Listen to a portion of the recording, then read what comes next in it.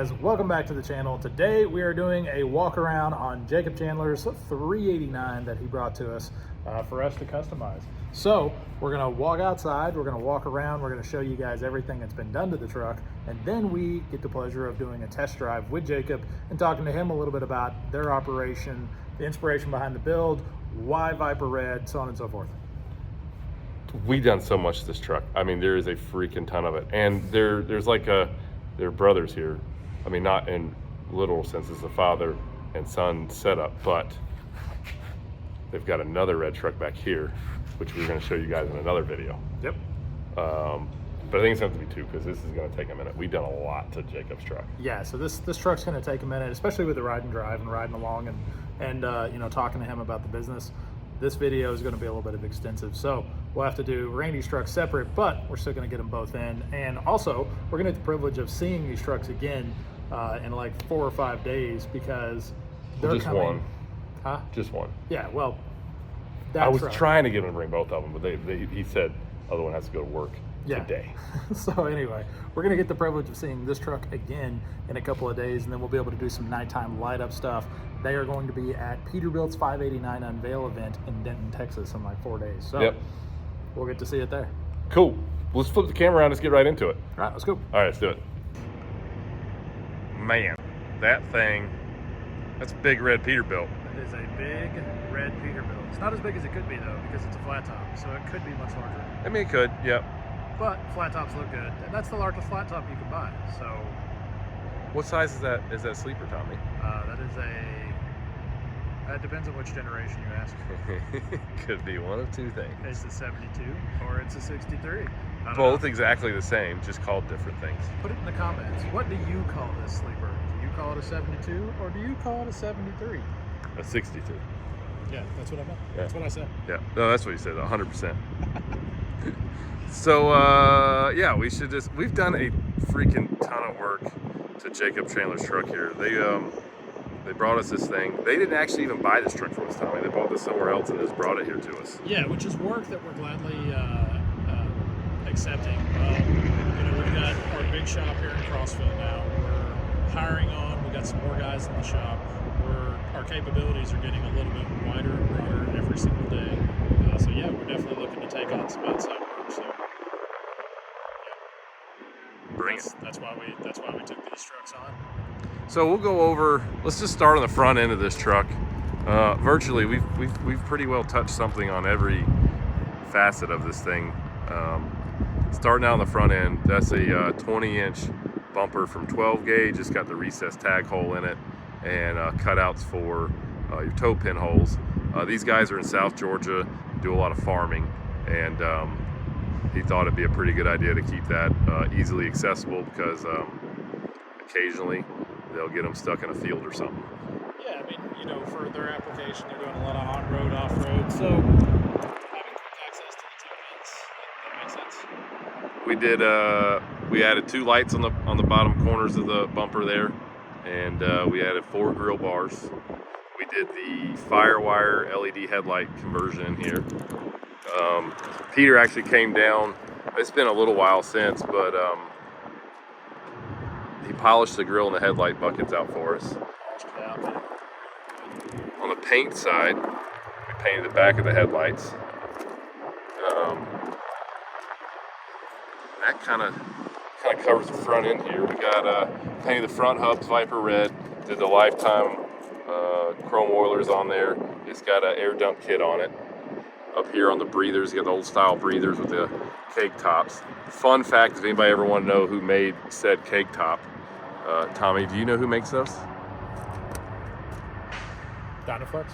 Yep. Interesting. Yep, Dynaflex makes those. So they make more than just exhaust, for people that didn't know. And then we got 12 gauge front and rear breather lights. So we did the big watermelons in the back, and then we just did the penny lights our watermelons in the front, penny lights in the back. And when you order a truck with the old style breathers like this, they already come painted from the factory.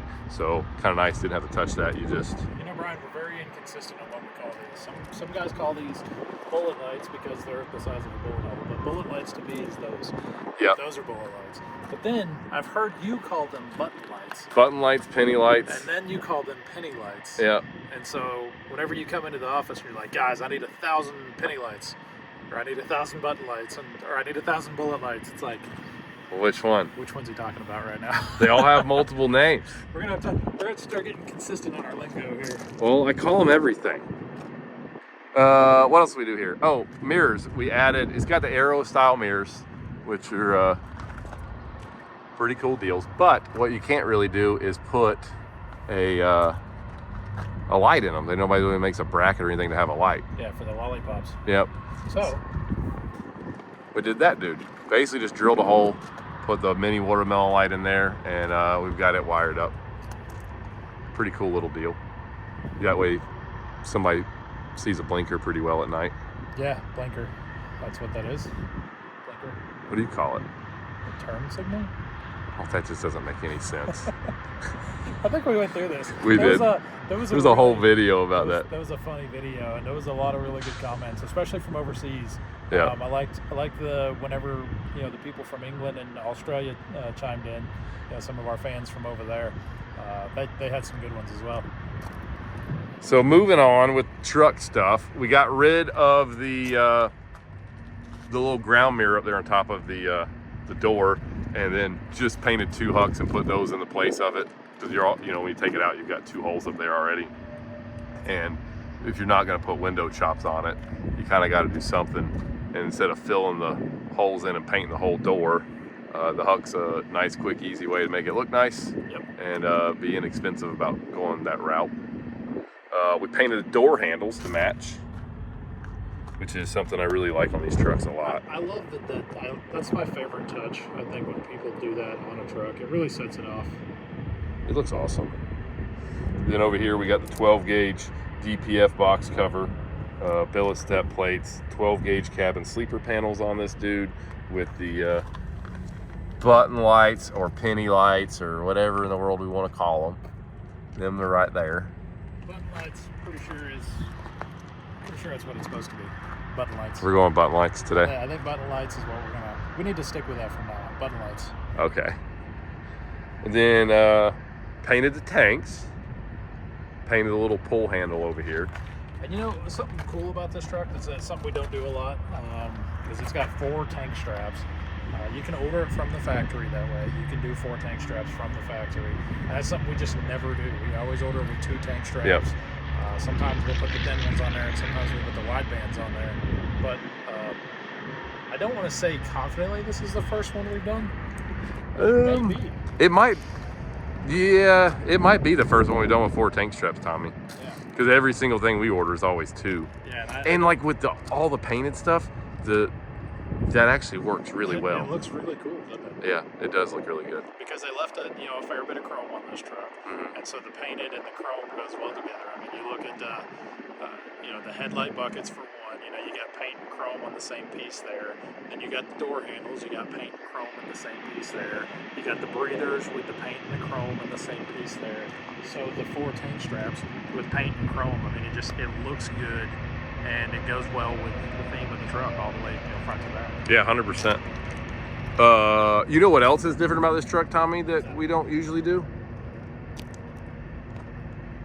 Let's take a look at it. You tell me. There's one other thing that's way different than most trucks we spec. I don't know. You got me. The wheels. Oh yeah, it's got the Peterbilt logo wheels. Yeah. I just thought about that when we were looking at it. Like we usually always get round holes. This one's got the Alcoa Durabrights with the Peterbilt ovals. In it. Yep. I wouldn't have ever called that just because I was looking for something on the rest of the truck. You were looking for something bigger. Yeah, no, I was looking. I was even looking at the suspension. I was going to be like, oh, it's a flex air, but I was like, no, that's low air leaf. Yep. Yeah, I was definitely looking in the wrong spot. So yeah, we don't typically do that. What do you guys like better? I prefer the round holes. I like the oval holes. They look good too, but. So one big reason why I always spec trucks with round holes, from a dealer sales perspective, round holes you find on almost every brand of truck. So if you from, I guess this is a my junkyard days kind of coming through on me. Like, it's a lot easier to find a round hole wheel in the aftermarket than it is an to oval hole. a Peterbilt oval hole. Yep. You know, selfishly, I could say let's order them all with Peterbilt oval holes, and then you got to come back to me to buy the wheel. But from a customer's perspective, the round holes are much easier to find in the aftermarket, and I think it's the most requested wheel for that reason. Yep. One thing we didn't mention, the big shiny stacks. It's got Dynaflex stacks on there with miter tips, and for all you non-grass burning loving people, it's hooked up. It's an active exhaust. It's been a minute since we've done one of those. Yep. Moving on to the back here, we did a Merit deck plate. I'm gonna say this is my favorite Merit deck plate you guys have ever installed. A couple of reasons. I really like the storage box. I watched this thing open earlier, and I loved how quiet and clean it was. You know, when it went up and down. I mean, just the fact that it makes no noise when you open it up. And it's got the little shocks. It helps it. It's got shocks. It's got the struts on it. You know, I like the way you guys did this. But my favorite part about this whole Merit deck plate is how good you guys rounded this off back here and made it look so good. I will say, when you guys were doing this, I absolutely thought this was going to look terrible. when I come out into the shop one day, I saw Shockley, and this plate right here was sticking out to about right here, and he was trying to figure out how he was going to bend it around that radius, and how he was going to stick this in here and make it meet up. And I thought, with just this style of deck plate and this design, there was no way to make that look clean. Yep. And I'm gonna say, absolutely killed it, knocked it out of the park. It looks sharp. Run it up under the fifth wheel, like you know, you can see the edges. He ran it straight up to it. Yeah. So we cut and notched right here. That way it goes right under that fifth wheel plate and kind of gives it a nice clean. It looks way better, way better than I expected it to look. Oh yeah. I'm thoroughly impressed with this, and now I even like it. Yeah. Which is something I didn't see that coming. It looks really good. You guys killed it on the deck plate. Then what else we got? We'll skip some things up here first. So we did Iowa Customs shock box cover, all trucks lights in the back here. At night this thing will be plenty bright. Which we're gonna do another video on this because it's heading to Texas. Yeah. And then it'll be a night deal and all that, and we'll make a video just on the lights on this truck. Yep. I think that'd be a whole good deal. So this one is going to the 589 reveal event? Yep. Cool. Yeah, he's basically leaving out of here, going to Texas. Going straight there. That's what me and you need to be doing soon. Yeah. So he's got we got all the truck's lights back there, matching in the very rear as well. Underneath, I'll kind of show you what we got going on here. So we got our Firewire underglow kit, and the underglow's all red.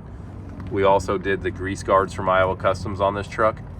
So helps kind of keep everything clean up under there. And obviously you can see when we paint everything, we paint the bottom of the deck plate all the way through. We painted this entire chassis, so the chassis is base clear. It's just as slick as the entire truck is. And then we done the shift fenders paint to match, and you can't even really see it, but there's a clear bra on it. Yeah, the 3M tape, that clear bra, and we just now bought a roll of this. This stuff is supposedly supposed to be the self-healing one, so you know, if it gets a rock chip or a dent or something like that in it, you can just heat it and it'll heal itself. Yeah, it's a little dirty yet. So we've not had any experience with that, so I'm not gonna advocate and say that it definitely does that, but supposedly that's how that's supposed to work. And you can barely see. I mean, I'm trying to get it to show. You can barely see the line on this thing. So standing back a couple of feet, you don't even see it on there. Yeah, which is the best part because it'll help protect that fender. You know, those painted parts that hang real low to the ground, they're the one that catch the most road debris. And he'll be in and out of some fields, and you got like the stubble and everything when the fields is cut, and that's just going like right up against the fender. Yep. So hopefully that'll help alleviate any scratches and stuff there. So that's pretty cool. Then wheel wise back here, we did I'm gonna try to say this, Tommy.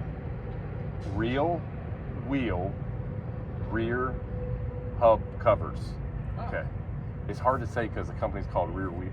Yeah, so See? you gotta Real say wheels. it all at once, though. You gotta say it fast. I can't. I've tried. Real wheel?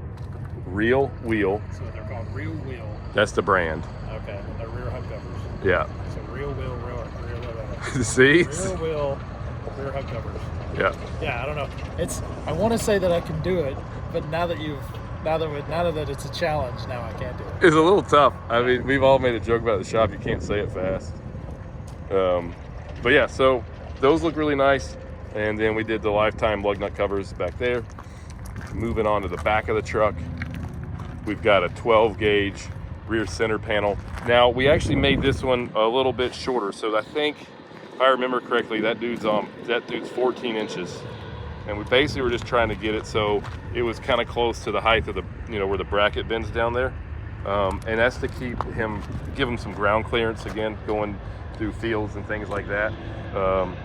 Not having one sticking down too far, just kind of a safety measure so you don't tear it up.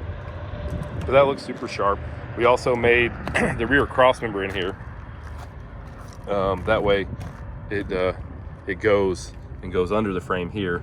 So when this deal's mounted on there, it's just nice and clean. You don't have the gap from the cross member going inside the frame rail. Yeah. I think we've covered it all, Tommy. I think that got all of it. Did we mention the toolboxes? Slip covers. Yeah. Okay. Did we do anything inside the truck? Oh, yeah, we did. We should probably go over all of that. So I'll go over on this side. Yep, it's painted. Yeah, so it's got a painted cover. It's got the chrome cap on the cover. Yep. So there's just stuff we couldn't see from that side of the truck. But yeah. Go inside here. Gotta take our shoes off because this is nice and pretty. So, well, they can just stand out. Yeah. Interior panels. Yep, we did, they're tan, black with tan stitching. And we did the 2 doors, and we did the overhead. And then you'll notice that we've got the watermelon lights in here. And instead of doing the polished deal, we got those painted black, kind of go with the interior. Yep. And then we painted the backside of the visor black for them. And we did Iowa Custom Sit So Low seat bases. And that kind of sums up the interior. Yeah. These, well, you're gonna go for a ride with Jacob. Yep. And so we talked to him a little bit about, but this truck's pretty unique in it's got an Endurant transmission in it. Yeah. With a Cummins. And this was one of the first ones done like this, I think. Yeah. Yeah, so that's, the Endurant transmission is somewhat new to me. I won't speak to anything about it because I don't know anything about it. Yeah. But I can tell you driving this truck from our Birdstown location to the Crossville location was actually pretty enjoyable. Yeah, it performs really well. It performs really well. It's a very responsive transmission, and it's, driving an automatic is just kind of nice sometimes. Yeah. Yeah. All right, cool. Well, we've walked over the whole truck. Well, I guess we'll just go. Let's do a test drive now. Yeah, go grab Jacob and go for a ride. All right, let's do it.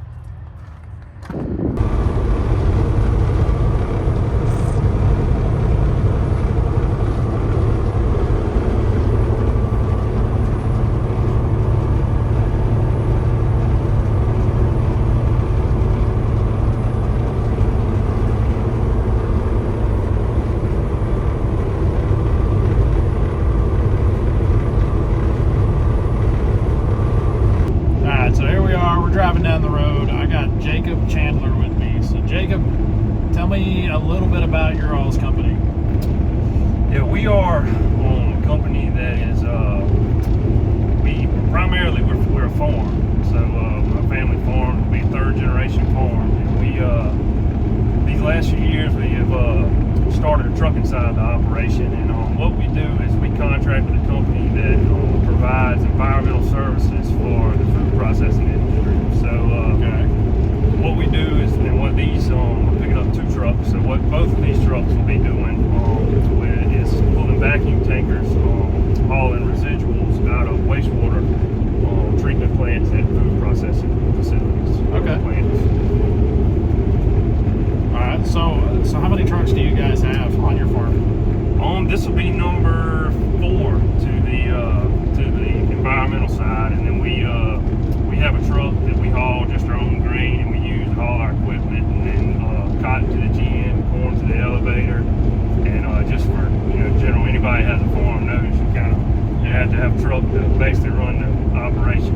So yeah, no, definitely there's a lot more trucks involved in farming than I think what most people realize. Absolutely, absolutely. Especially when you get to any kind of scale at all. So as far as farming, what primarily are you farming? Is it crops or livestock, or what do you guys do? We're primarily crops, and our crops are cotton, corn, and peanuts. Okay. So how many acres are you guys managing right now? Between 5,000 and 6,000 right there. So, and we're, like I said, we're southeast Burke County, so Burke County, Georgia. Yeah. So we have a lot of viewers overseas, and so whenever we go hang out on farms, start talking about 5,000 and 6,000 acres, managing that much land, that's always kind of mind blowing to a lot of our viewers, just because you take the guys over in Europe, a good sized farm is a couple hundred acres, right? And that's a huge farm. So over here in the States, there's a lot of farms, 5,000 to 10,000 acres. That's right. That's a pretty big, that's a pretty big deal for those guys. But anyway, so you're third generation on a 50-year-long family business. As you were growing up, is this something that you expected to get into, or is it did you have other plans and just kind of landed here? Well, I knew I always wanted to farm, but part of the thing was I wanted to have a degree as well. So I went to school, got a degree in engineering, and then came back to farm, and then I never figured that I would have been in a truck, but about 4 years ago now, an opportunity opened up for this, and I bought a glider from you guys, and started running it and enjoyed it. And I've been in a truck for the last 4 years, hauling out of wastewater facilities, and like I said, it's something that I never saw myself in a truck, but it's for anybody wondering, it's a great job, and I enjoy it very much. It's been good to me, and the Lord's blessed us and blessed me, and it's provided for my family, and it's even now it's allowing us to grow a different side of the business. So I'm thankful for that. From a generational standpoint, I can relate. Whenever I was younger, I kind of always figured I would end up in the trucking industry, but I didn't know that I would go working for my father, right? Right. And so then that's it kind of happens. I had planned on finishing up high school, getting a college degree, go work somewhere else in the industry for a little while, and then if I did end up back there, that'd be one thing. But I went completely in 100% the opposite direction. I ended up working for my dad when I was 16, and worked in his business for in the family business for a long time, and then eventually ended up starting Fitzgerald Peterbilt. Right. So that's I can relate. Yeah, sometimes you end up in the family business. That's right. That's didn't even mean to. That's right. So. But yeah, no, that's really cool that you guys. So 3 generations. What's the name of your farm? It's Chandler Farms. Chandler Farms. And then all right. The trucking business is Chandler Brothers Trucking, and then my side of the business is Jacob Chandler Transport. Okay. So we work together, but we're I have my own authority, and then my dad and uncle have their own authority. So driving back to the shop, let's talk a little bit about the truck now. So the truck is obviously an automatic transmission. It comes off of that stick right there. You just hit the brake, you adjust it into the drive, neutral, reverse, whichever one you want. You still have to release the parking brake. That's still a thing. But Jacob, you were telling me that your other trucks are manuals, and you guys are trying out an automatic, and not to mention this brand new option is the Endurance transmission on this Cummins here. So why'd you guys decide automatic over stick shift? We run a lot in cities and stuff, a lot of red lights, and and when the automatics first came out, there was a lot of trouble, and I think they got a bad name, and it seemed to have gotten. We've had some buddies of ours who have had them, and they love them and enjoy them, and like I said, if they, I drove this one back from Texas when we picked them up, and it was almost like driving my F-150. So give them a shot, and this is a new, like I said, Endurance, and we just wanted to give them a shot, see how it worked for us. You know, I got to drive this truck from Crossville, or from Birchtown to Crossville. You know, you guys originally dropped these trucks off in Birchtown, then we had our shop move when we moved over here. I got to drive this truck over, and I will say the drive over was very pleasant. I really enjoyed driving the automatic transmission. A lot less driver fatigue. I can see how, you know, driving this thing, if you were in it for a day or two, and, you know, especially several hours, you know, I only got to drive it for 45 minutes, but, you know, if you were driving this thing for several hours, I can see where the automatic transmission would be a huge, you know, energy saver as far as, you know, the actual drive itself. Right. You know, driver fatigue is definitely something you don't think about, but it's, you know, over the years of running a truck, it definitely has to make a difference. It's very real. The joints. Yeah, it's very real. So overall, you know, what's your thoughts on the truck? How did it come out? Oh man, I love it. Brian's been sending pictures of it since we started, and yes, I'm a sucker for red, and it's definitely red. So yeah, I love it, man. I love the way it drives. You know, hook it to the load. Just the short, 12-mile drive we've been on so far, we've had a lot of people. You know, we had one guy stop, he come up in front of the truck here, and he was taking pictures off, the corner of the hood, and taking little selfies. And then as we were getting on the exit, we had another truck pull up and, was eyeballing. Of course, we had to get over in one lane. This guy was hanging out right beside us. Just, he was, I think he also nabbed a photo and he gave us a thumbs up, which was pretty cool. This thing, I think it's going to get a lot of attention. I hope the right attention. Yeah. Yeah, you wouldn't want the wrong attention, people looking at it too terrible much. But no, I hope the DOT doesn't like red. Yeah, the thing is, this one's Viper red, so your dad's is pull me over red. So, at least you got the right shade of red. They'll pull him over instead. Yeah, exactly. Yeah. So, all right, well, we're gonna head back to the shop here and sign off. All right, guys, that's it for this video. I'm gonna go ahead and tell you that I absolutely love this all red look. It's freaking awesome. No, it looks really good, and the majority of the people on the interstate agree, because we almost got taken out about 3 times, people trying to take photos of this truck on our very short test drive. Jacob's gonna have to get used to that. Every time we test drove it over here, there was the same thing. Yeah, so this truck's going to be it's going to be interesting for Jacob to drive around all the time. Because, for sure. Yeah, that truck definitely got a lot of eyes. We had 2 different thumbs up. We had 3 different cars trying to take photos. One guy almost veered into our lane while I was doing an interview, so I got a little quiet during one spot. I was like, wait a minute. Oh, gosh. Anyway, yeah, no, it turns heads and the truck looks awesome. Oh, yeah. So that's it for the video. Tell us what you think about the truck down in the comments. We want to hear about it. Exactly. Do you like the all red or not? Oh, I love the all red. Yeah. Red on red. Huge fan, especially Viper Reds. One of my favorite shades of red. I don't know. It's a very huge toss-up between Pull Me Over Red and Viper Red. They're both awesome. Which is kind of cool that, we got to build a pair of trucks, one being Pull Me Over and one being Viper Red. Oh, yeah. So, anyway, you guys know what to do. You have to like, subscribe, follow us on Instagram. At Semi Casual Show. And you got to make plans to be in Crossville, Tennessee on August 4th and 5th for the Crossville Truck Show, the Semi-Casual Truck Show in Crossville at semicasualtruckshow.com. All the info you ever want to know about it is right there. We're hoping to see you out here. Exactly. Don't forget to pre-register, because that list is getting pretty huge. All the truck show, people are going to be here. All the familiar names of the trucking industry, all the vendors, they're all going to be here. We got some big names pre-registered already. You guys are definitely not going to want to miss it. Nope. Other than that, you got to do the things. Yeah, we already said all that. Like, subscribe, follow us on Instagram at Semi-Casual Show. Yep. See you in the next video. See you guys. Later.